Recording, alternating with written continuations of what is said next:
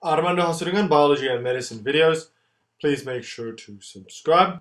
Join the foreman group for the latest videos. Please visit Facebook Armando Hasuringan, and here you can also like. Please ask questions, answer some questions, and post some interesting things, including artworks. It'd be greatly appreciated. And you can also change the quality settings to the highest one for better graphics. In this video, we're going to look at an introduction to the muscular system. Our muscular system, obviously, is our muscles, and muscles are important in keeping the homeostatic conditions of our body.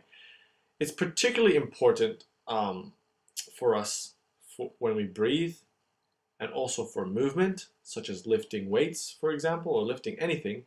It's also important because it gives us heat and provides us with balance and also stabilizing our joints. Now, there are three types of muscles. There is the skeletal muscle, cardiac muscle, and smooth muscle. We'll begin with looking at skeletal muscle just briefly. Now, skeletal muscle is essentially the muscle which we require when we move and when we lift things up. Skeletal muscle differs to the other type of muscles because they usually connect to the ends of bones, such as the thigh bone, for example, and they're voluntary and also striated. They're voluntary because when we move our arms, we are voluntarily moving them. And so, for example, skeletal muscles are the muscles such as our bicep muscles, our pectoralis major, and our quadriceps, for example. And so if we zoom into this particular skeletal muscle, a skeletal muscle cell is cylindrical shape, and as I mentioned, they're also striated. But another important feature of a skeletal muscle is that it is multinucleated, which means that it consists of multiple nucleuses.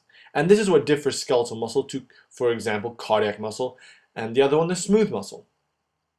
So the second type of muscle I would like to look at is the cardiac muscle. And the cardiac muscle essentially implies the heart, because cardiac implies heart. And so we're looking at the heart muscles, such as this area here. Cardiac muscles are amazing because they keep contracting until the day we die to pump blood around our body. Cardiac muscles are involuntary, meaning that we have no conscious over it. And so that is why we have no conscious over our beating heart. And cardiac muscles are also actually striated, like skeletal muscles. So if we zoom into the cardiac muscles in this heart, for example, we can see a few cardiac muscle cells here.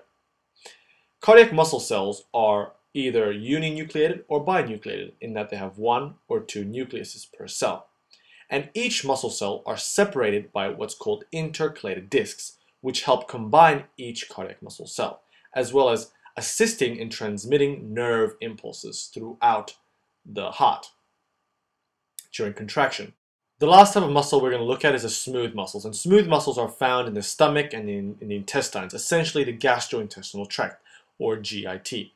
And they usually wrap around each of these organs to assist in the movement of food down the gastrointestinal tract, from our mouth to our anus, essentially.